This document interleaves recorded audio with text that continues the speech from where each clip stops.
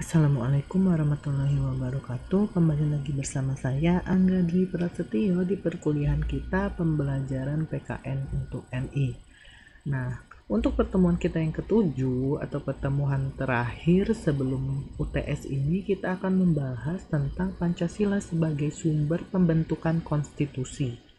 Sebelum kita memulai perkuliahan kali ini, marilah kita berdoa terlebih dahulu. Berdoa dimulai. Berdoa selesai. Jadi apa saja yang akan kita pelajari untuk hari ini, yaitu yang pertama adalah apa itu hukum, lalu karakteristik dan unsur dari hukum, ada Indonesia sebagai negara hukum, Pancasila sebagai sumber dari segala sumber hukum itu sendiri. Lalu kita akan membahas tentang prinsip-prinsip Indonesia sebagai negara hukum. Dan yang terakhir, fungsi Pancasila sebagai sumber dari segala sumber hukum. Jadi kita langsung saja masuk ke materi yang pertama, yaitu Pancasila sebagai sumber pembentukan konstitusi. Nah, apa itu konstitusi? Jadi dari Wikipedia, itu konstitusi atau bahasa latinnya constituante atau undang-undang dasar atau disingkat UUD dalam suatu negara adalah sebuah norma sistem politik dan hukum bentukan pada pemerintahan negara.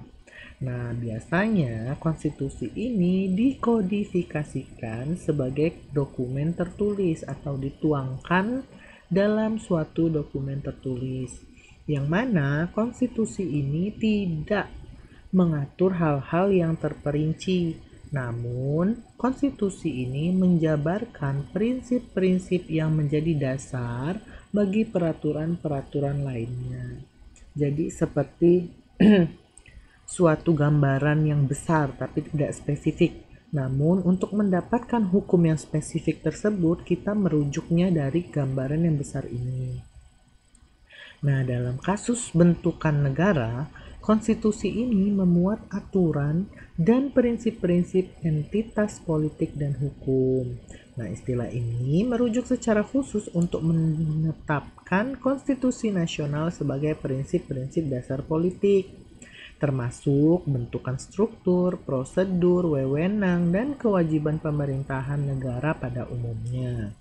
Nah, konstitusi umumnya merujuk pada penjaminan hak kepada warga masyarakatnya. Istilah konstitusi ini dapat diterapkan kepada seluruh hukum yang mendefinisikan fungsi pemerintahan negara. Jadi kalau di Indonesia, Pancasila lah sebagai sumber dari segala sumber hukum yang nantinya akan dijabarkan di Undang-Undang Dasar.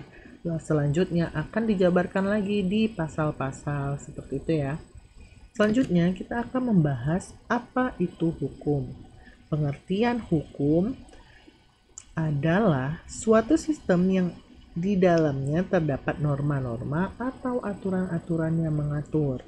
Nah, terdapat norma-norma dan aturan yang mengatur tingkah laku manusia.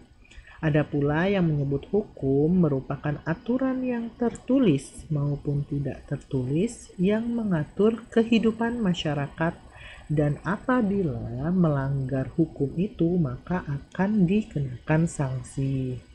Nah, fungsinya hukum ini sendiri, dengan adanya hukum, tingkat kejahatan akan berkurang karena adanya sanksi tadi jika melanggar hukum.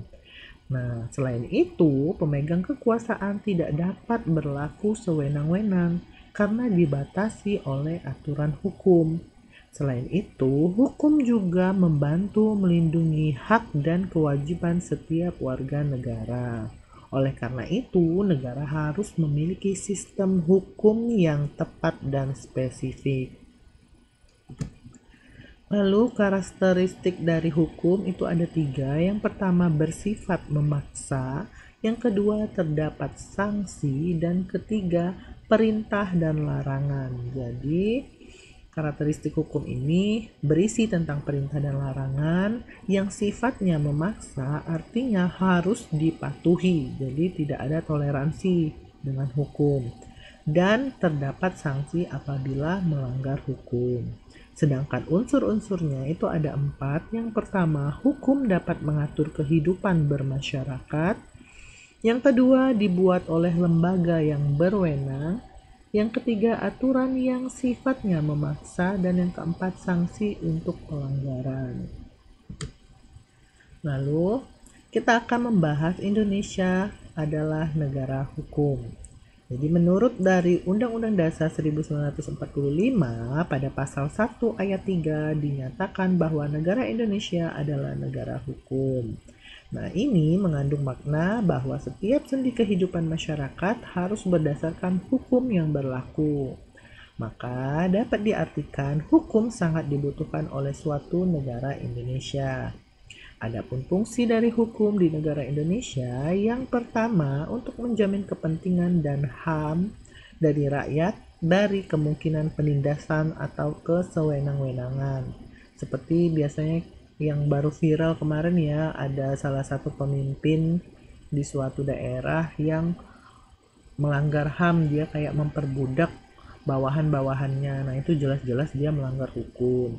Yang kedua, memastikan setiap warga negara menjalankan hak dan kewajiban. Jadi hak kita apa dan kewajiban kita apa sebagai warga negara Indonesia. Misalnya kita harus membayar pajak. Lalu apa sih hak kita? Kita menikmati fasilitas dari apa yang sudah kita bayarkan. Itu adalah hak kita. Hak kita untuk mengemukakan pendapat. Seperti itu ya. Lalu yang ketiga adalah menjamin pelaksanaan pembangunan nasional dan pencapaian nasional. Dan yang keempat, membuat hubungan antar warga negara dan warga negara dengan pemerintah selaras, selasi, dan seimbang. Selanjutnya adalah prinsip-prinsip Indonesia sebagai negara hukum. Di sini ada 4 ya prinsipnya. Yang pertama, mengakui dan melindungi HAM. Yang kedua, memiliki lembaga peradilan yang bebas, tidak memihak, serta dalam melaksanakan tugasnya tidak dipengaruhi oleh kekuasaan dan kekuatan manapun. Harusnya lembaga peradilan yang ada di Indonesia itu independen, tidak bisa dipengaruhi oleh orang-orang luar, apalagi orang-orang dengan kekayaan yang berlebih. Harusnya seperti itu. Adanya peradilan hukum dan sanksi hukum yang tidak memihak di garis bawahin ya, artinya harusnya peradilan itu adil. Jadi siapa yang salah itu yang diadili, harusnya seperti itu. Dalam pelaksanaan kehidupan berbangsa dan bernegara, segala sesuatunya berdasarkan hukum. Lalu apa itu sumber hukum di Indonesia? Jadi kita akan membahas sumber hukum dulu. Sumber hukum adalah segala sesuatu yang berupa tulisan, dokumen, naskah, dan sebagainya yang dipergunakan oleh suatu bangsa sebagai pedoman hidupnya pada masa tertentu. Jadi hukum ini juga bisa berkembang sesuai dengan masanya. Misalnya kekerasan terhadap anak itu yang kalau zaman dulu tidak tertulis di dalam hukum kita, maka sekarang dibuatlah undang-undang yang baru atau perpanjangan dari undang-undang HAM tentang misalnya kekerasan anak atau pelecehan secara verbal. Sekarang ada undang-undang ITE juga, itu menunjukkan bahwa hukum ini juga bisa berkembang sesuai dengan masanya. Lalu ada Pancasila sebagai dasar aturan tingkah laku menjadi sumber dari segala sumber hukum di Indonesia. Hal ini sesuai dengan TAP MPRS nomor 20/MPRS/1960 tentang urutan perundang-undangan. Dan ada juga TAP MPR nomor 3/MPR/2000 tentang sumber hukum dan tata urutan peraturan perundang-undangan. Lalu ada juga Undang-Undang nomor 23/2005, Undang-Undang nomor 12 tahun 2011 tentang pembentukan peraturan perundang-undangan. Ini silakan kalian pahami dan kalian hafalkan, siapa tahu nanti muncul di ujian UTS ya. Selanjutnya, Pancasila sebagai sumber dari segala sumber hukum.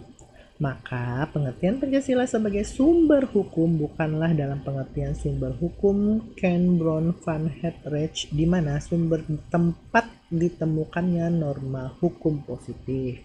Akan tetapi dalam arti Brown van Hettreich yaitu nilai yang menjadi penyebab timbulnya aturan hukum sebagai asal-usul nilai, sumber nilai yang menjadi sumber dari hukum positif.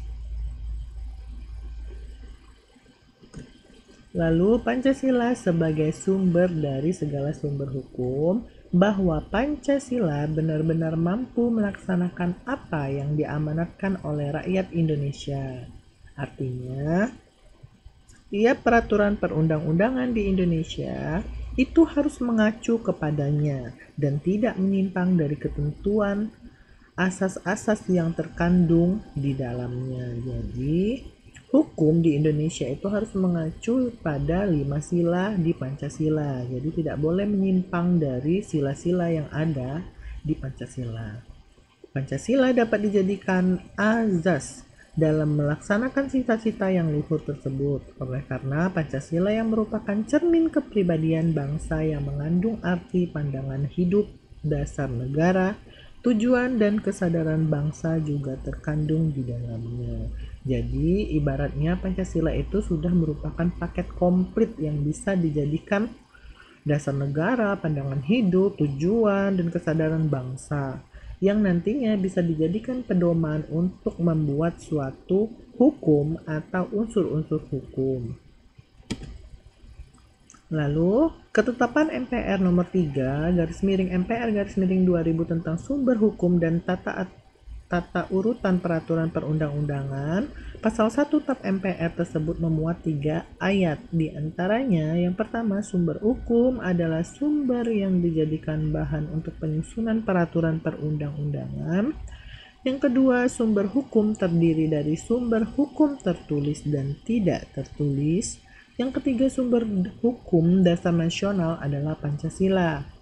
Nah, sebagaimana hal ini sudah tertuang pada pembukaan Undang-Undang Dasar 1945, yaitu yang berisi sila-sila Pancasila. Dan juga dalam batang tubuh Undang-Undang Dasar 1945. Jadi, penetapan Pancasila sebagai sumber dari segala sumber hukum ini bisa terlihat dari hal-hal yang ada di layar saat ini ya, yaitu ketetapan MPR nomor 3, terus ada pasal 1 TAP MPR, itu memuat bahwa Pancasila lah yang menjadi sumber hukum. Selanjutnya kita akan masuk ke fungsi Pancasila sebagai sumber dari segala sumber hukum, di mana Pancasila sebagai ideologi hukum di Indonesia, kumpulan nilai-nilai yang harus berada di belakang keseluruhan hukum Indonesia, lalu asas-asas yang harus diikuti sebagai petunjuk dalam mengadakan pilihan hukum di Indonesia, dan sebagai suatu pernyataan dari nilai kejiwaan dan keinginan bangsa Indonesia juga dalam hukumnya. Jadi Pancasila ini bisa dijadikan suatu pedoman dari segala aktivitas hukum di Indonesia. Oke, baiklah, itu tadi paparan materi kita tentang Pancasila sebagai sumber dari segala sumber hukum. Jika ada pertanyaan, silakan diskusikan di forum diskusi. Bagi teman yang bisa menjawab, silakan dijawab untuk nilai keaktifan. Oh iya, kita belum ada tugas sama sekali ya. Nanti untuk tugasnya saya akan sampaikan di grup. Oke, silakan move ke Sikulon. Lebih dan kurangnya saya mohon maaf. Wassalamualaikum warahmatullahi wabarakatuh.